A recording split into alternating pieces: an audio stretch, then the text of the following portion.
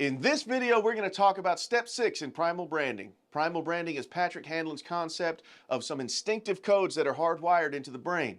When you activate those primal codes, then people instinctively become zealous fans for your brand, your product, or your service.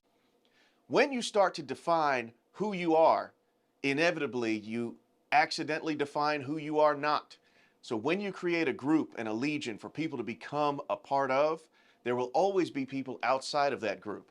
It's not a negative thing. It's a mathematical fact.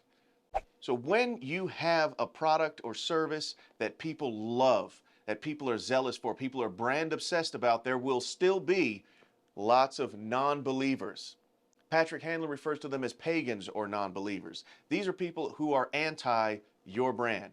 Microsoft is one of the most successful, powerful software companies in the existence of technology. However, there are lots and lots and lots of people who are Microsoft non-believers. They are Microsoft haters. They dislike Microsoft and they don't want to partake in Microsoft products or have to use them. But by the same token, there are non-believers in any successful endeavor. There are Tesla haters. There are people who will never wear Under Armour. There are people who will never use an Apple product. Whenever there is a successful group, there are always people who dislike and refuse to believe in that group.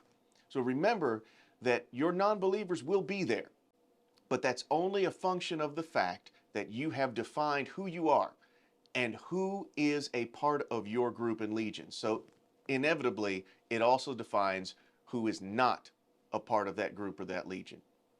If you want to learn more about next time, that's going to be compelling leaders. Click for the next video. Please like and subscribe for more content like this. We have videos coming almost every day. Rise and shine, heroes. Your world needs you. We'll see you in the next video.